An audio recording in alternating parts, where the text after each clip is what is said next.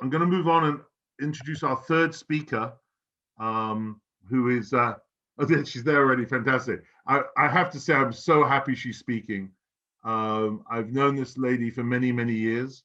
I have to talk about her glories of she once, I can't remember who she beat, but it was a laddu. What are those things called? Those really sweet Indian sweets. Gulab jamun. Yeah, I can't even eat one of those. Vishnu Priya. Oh, is it Vishnu Priya she beat? Okay, so there's a competition between her and Vishnu Priya. I knew she was going to win. I mean, if I was a gambling person, I would have put 1,000 rupees on it. And I think she managed to do 21 or 24 of them in a stunning race. But that's not her chief glory. She's a Ganga. She's been a pillar of the Ganga community for many, many years. I actually can't remember how many years, but it's got to be at least 15. You can correct me if I'm wrong. She's always serving. She's always got a smile on her face. She's really an incredible sevak. And, one of the things I've learned from the glorifying Gurudev is often the shyest are the best. As you know, I'm not shy, so I'd probably go to the bottom of the pile. She's quite shy. And so when I asked her to glorify Gurudev, I had to battle through a few no's before we got to a yes. But the shy ones always have the sweetest memories and glorifications to render. And they don't want to be seen, like the Manjuris, actually, they don't want to be seen at the forefront. They're always looking to see how they can engender the participation of others. She's very generous like this. So I'm so glad that somehow she did agree to speak. I know she's nervous, but there's no need to be nervous, Didi. We're all rooting for you, and we can't wait to hear your glorification of Srila Gurudev. So I'm passing over to Srimati Manju Didi in Skegness. Please glorify Gurudev, and we'll relish your katha. Hari Bol, Didi. Thank you.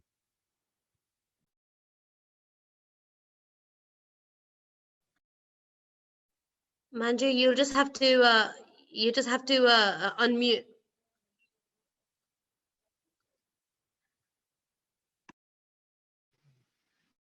Okay, can you hear me? Very well. Yeah, that's good. That's good. Yeah. I also don't know why I said yes to this. I'm still regretting. But after half an hour, less than half an hour, it will be over, so I can relax. Actually, it was very nice hearing Sasikala Didi speaking. I remember her since I was a child, and for some reason she was always around at like some weird moments, and her calming energy makes me calm also. So I feel a bit better now. And then Om Jnana Timirandasya Jnananjana Salakaya Chakshurun Militam Jena Tasmai Sri Guruve Namaha Namo Vishnu Padaya Radhikaya Priyatmane Sri Srimati Bhakti-Vedanta Narayana Chinamane Akum Karoti Vachalam Tangum Langayate Girim Yakripatamaham Mande Sri Guru Nintayam Panchaka Patrubhyascha Kripa Sindhu Vaibhya Patitanam Pavanebhyo Vaisnavebhyo Namo Namaha Sri Krishna Chaitanya Prabhu Nityananda Sri Advaita Gadadhara Sri Asari Gaura Bhakta-vrinda Hare Krishna Krishna Krishna Hare Hare Hare Rama Rama Rama Hare Hare. So before speaking, I would like to offer my humble obeisances at the lotus feet of Srila Gurudev, the Bhaktivedanta Narayana Gosvami Maharaja, the lotus feet of Srila Bhaktivedanta Swami Prabhupada, at our whole Rupanuga Gaudiya Guru Varga, all the devotees present online. Thank you for giving me this opportunity. I heard that if you're being asked to speak about your Gurudev, you cannot say no. So I ended up saying yes. But also I remember how actually Srila Gurudev, he always wanted his disciples to be bold. And especially his daughters, he said, don't be like little kittens going, no, but be like lions or lionesses. And yeah, and bold doesn't mean like I know everything. It actually, it can be that maybe I'm not qualified, but my Gurudev gives me the instruction, so I will just do my best. And that I remember actually how one time, or quite a few times, but the first time we were, sometime we were in India on parikrama, and I think I was too enthusiastic, and where the kirtan party was, and all the devotees were doing kirtan, and me and Lalita, we were like always in front next to the brahmacharis, or like, yeah, also dancing in the kirtan. And so some of the Vaishnavas, they kindly told us that we should do our own kirtan party. And so we ended up doing that.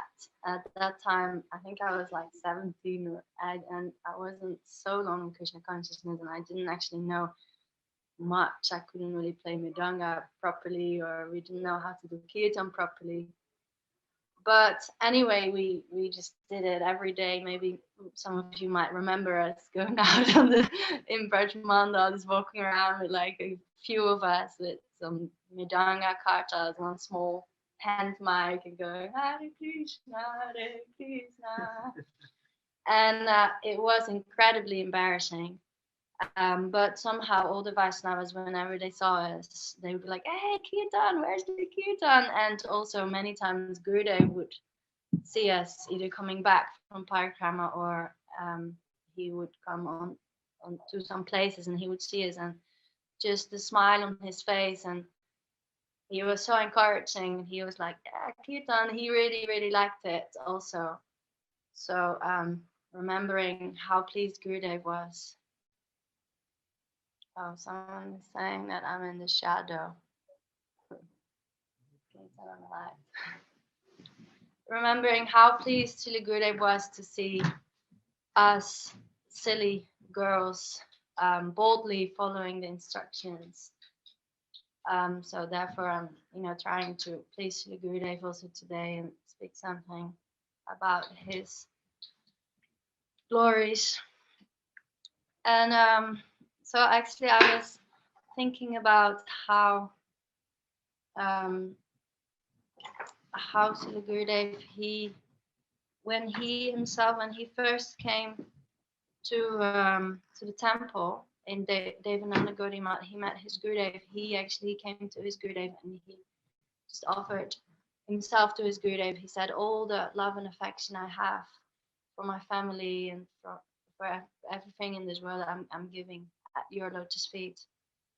And Param Gurudev was so pleased with him. I can see her Didi properly. We're talking, I don't know. It's okay. Yeah, okay. You look great. So Gurudev, and he started to take up responsibility for his Guru Seva.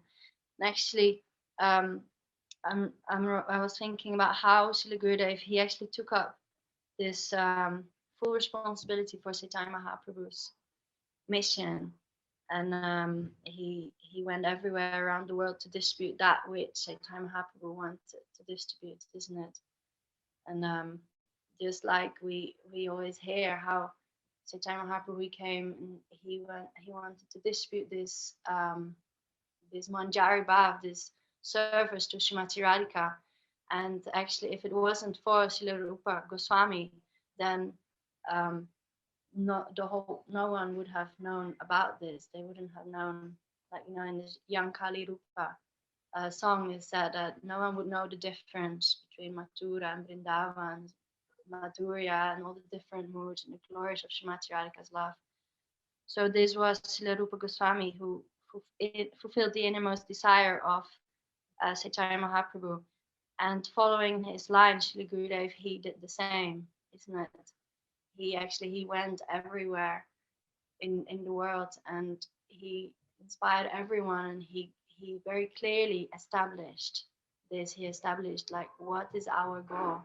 Because recently we were reading something about this, about how important it is to know our goal. Gurudev himself, he used to always say this, like, first you have to know what is your goal. If you don't, if you don't know what is your goal, like, for example, if you want to go traveling, if you just go to the airport and you say, I want to travel, and then they'll ask her, where do you want to go? Yeah, I want to travel.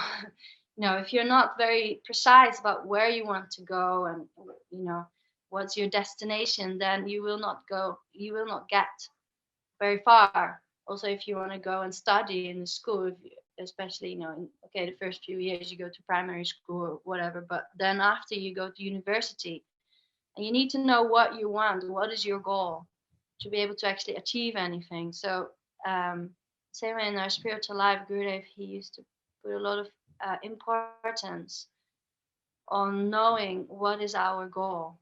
And he would go all around the world, and even like, the little children, they would know that, Gurudev would ask, who do you want to be? And Gurudev, and the little children would be like, I want to be a Manjari. And he would get young devotees singing these songs like Palya Dasi Kori and Brishabhanu Sutta, all these very high moods. And Srila Gurudev, he was revealing that to all of us. But he wasn't just doing that in such a way that we would be like, crazy for that and forget everything else. He always did it in such a way that he would establish the goal, and then afterwards he would say, okay, this is our goal. Now I will speak. What is the process to achieve that? And then I remember, I think one time in Vrindavan, he was during Kartik, he was speaking Prem Samput, and then when he finished Prem Samput, he said, now we will speak about the process. And then he started speaking Vacho Vegam, Manasakroda Vegam, Jiva Vegam, Udarapasta Vegam, Srila Upade Rasamrita from also Srila Rupa Gosvami. And he very clearly, he explained how we, if, at the moment, we know what's our goal, but at the moment we're not there yet, isn't it? There's this famous lecture that says it's a very, very critical time. At the moment we might have given up everything material, but at the same time we don't have a taste yet for the spiritual. We don't actually have this relationship with Radha and Krishna established. So Gurudev said, this is very critical time. We need to understand that as long as we don't have this spontaneous attraction yet to Krishna, then we have to follow all the rules and regulations of Vaidhi Bhakti. But Gurudev instructed us to do it in such a way that he would infuse us with the moods of Raganuga Bhakti, isn't it?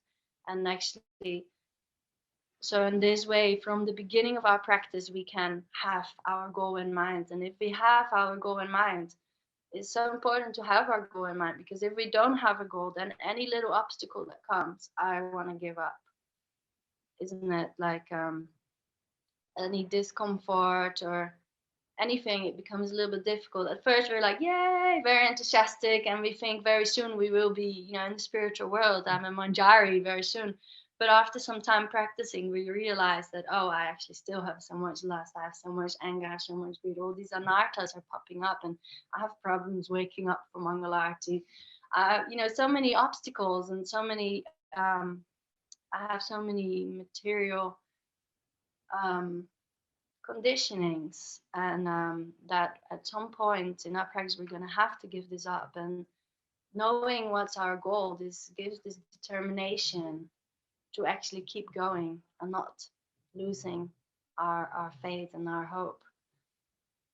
So Gurudev, he was very expert at doing that, and especially I remember Gurudev saying that he came to the West, especially for on Srila Prabhupada's instruction, because Srila Prabhupada at the time when he entered into Samadhi, he requested Srila Gurudev, please take care of all my disciples, all the rest of my mission, of my disciples. And he did in all different ways, isn't it? He protected ISKCON itself, isn't it? When Srila Prabhupada's blood son, he said that ISKCON belonged to him because it was his father's. So now he can have his father's business, which is ISKCON.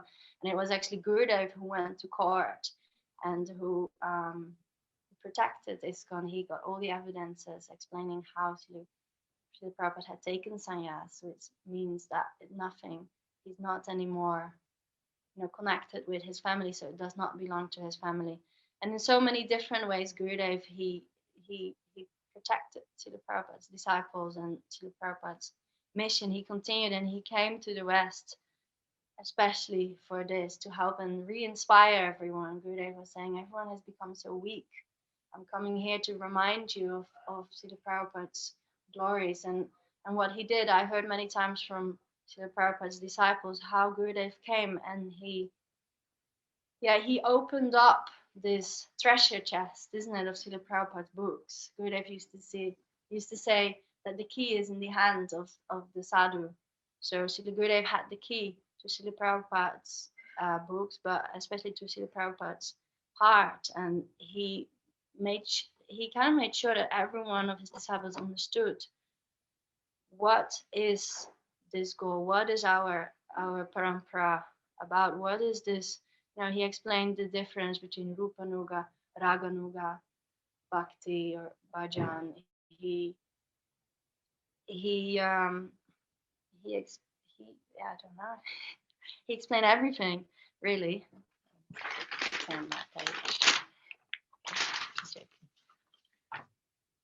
Anyway, and but the way he did that, he wasn't like a very strong teacher that was just like, you have to do like this. He was very, very soft and sweet. And I remember for myself, like I was still quite young. I came to Gurudev when I was 10. So growing up as a teenager, I would always be like, waiting for Gurudev's next festival. It was, that was just the thing. Like there were so many disciples, so many followers of Gurudev, but Gurudev always managed to give everyone that special attention that, they needed, and that special impression that they needed, so that they wouldn't feel inspired and they wanted to come and listen to Srila Gurudev's Harikatha.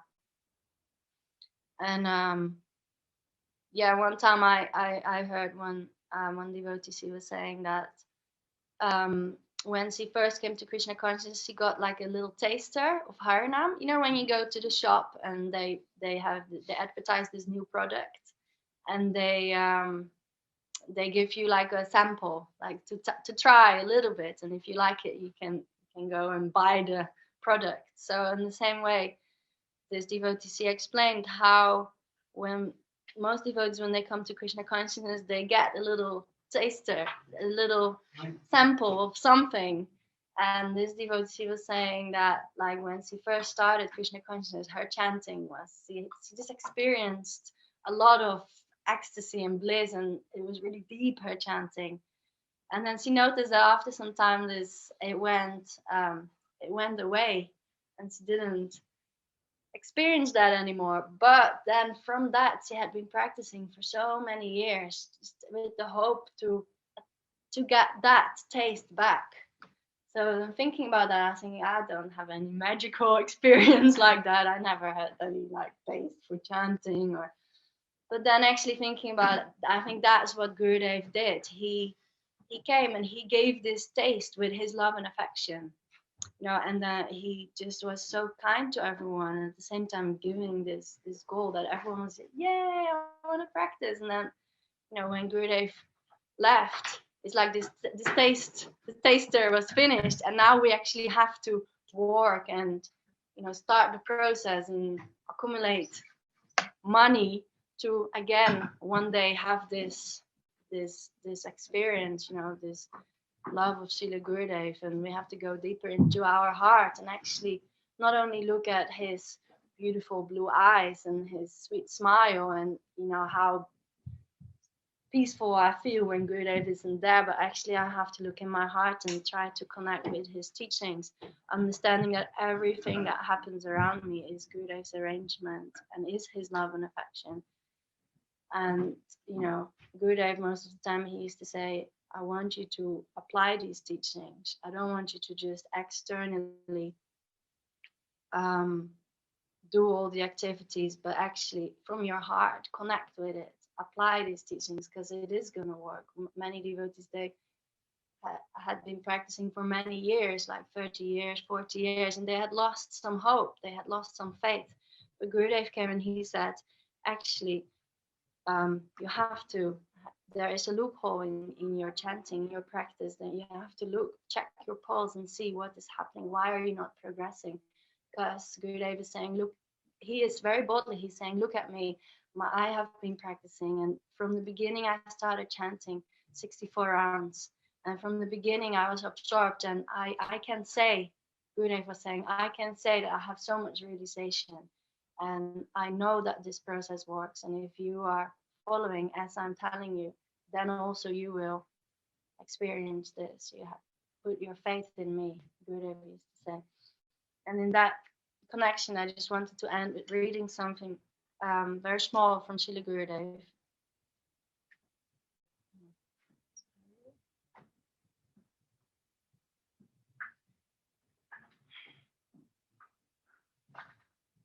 Sorry, 1 second, try to find it.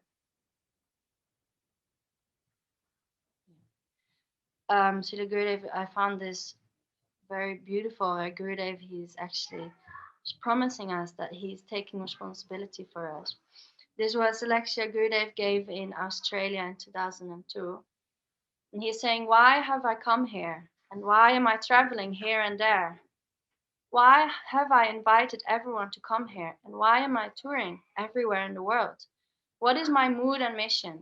Why am I journeying at this old age? Isn't that Gurudev, when he was very old, he came out of Vrindavan, he left Vrindavan. So he's saying, why? Because not all of you can go to Vrindavan to meet me. I have come to you.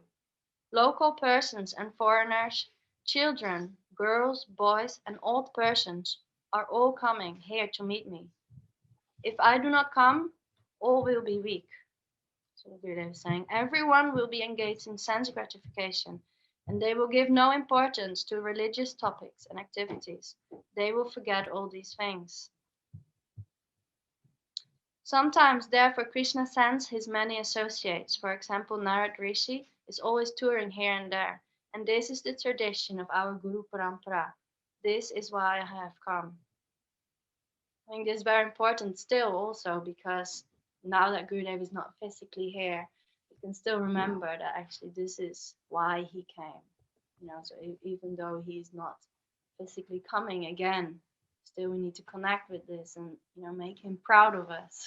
Like he used to say, I want to be proud of you. I don't want to be worried of you. So Gurudev is saying, don't sleep. Maya is everywhere, like a tiger, ready to swallow you. Try to know all the spiritual truths and go on chanting and remembering. This will save you. Your money and worldly qualifications can never help you. We have come to remind you of this. Sri Nityananda Prabhu used to go with Srila Haridas Thakur to tell everyone, you should chant the holy name, and you will very easily cross the ocean of birth and death. Everything will be okay, and all problems will vanish. If you do not get this result, I am responsible. That's Nityananda Prabhu saying.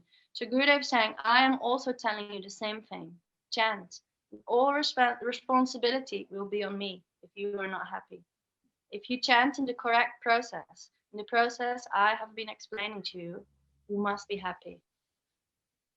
So with this, I would like to just, you know, pray and also ask everyone for their blessings that one day I will actually apply Sri Gurudev's teachings and follow properly, not just like a parrot repeat something that I've heard, but actually take it into my heart. And yeah.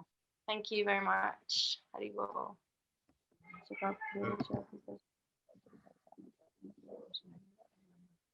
Howdy ball. Well, they say Dutch courage, right? So Carrot. Dutch courage. Oh, courage. Dutch courage. Yeah.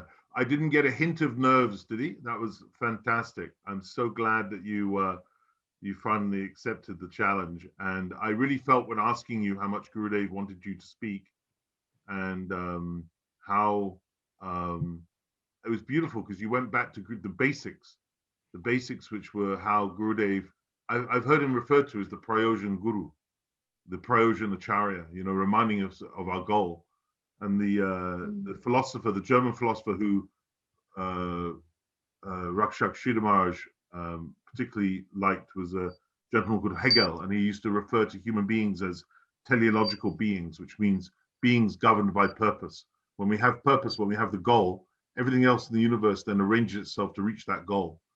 And Gurudev understood that and preached that, taught us that beautifully, because I remember in '96, Gurudev talking about the goal, and I had no idea what any of these meanings were, but just putting in that seed of the goal in my mind that so early on has really governed and shaped my entire Krishna consciousness. So it was really beautiful to be reminded of the importance of knowing your goal, being meditating on your goal, and therefore being driven and inspired to develop greed for that goal. So that was really a very beautiful sharing, Didi.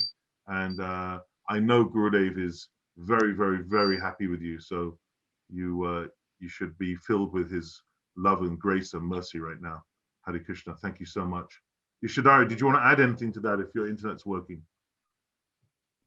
Yeah, if you can hear me, excuse the noise. But Manjukeshi, like, if anyone's ever visited the Ganga Matas or spent any time there, they will understand that Manjukeshi Didi is someone that is always, you know, loving and always warm when you meet her. And you know, her Harikatha is also like this. Every time you listen to her, it's like listening to she is the darling daughter of Srila Gurudeva, and she's a great example of a darling daughter of Srila Gurudeva. You can see that in her. So thank you, Manjukeshi, and I can't wait to see you. I miss you. Miss you too, Yash. And there's also, you mentioned something about how Gurudev liked his daughters to be, you know, like lionesses, not like little kittens. And he said, yeah, I think he sometimes provoked the guys by saying, you know, my daughters are stronger than my sons, you know. It was beautiful. I loved it. It was great. Really wonderful. So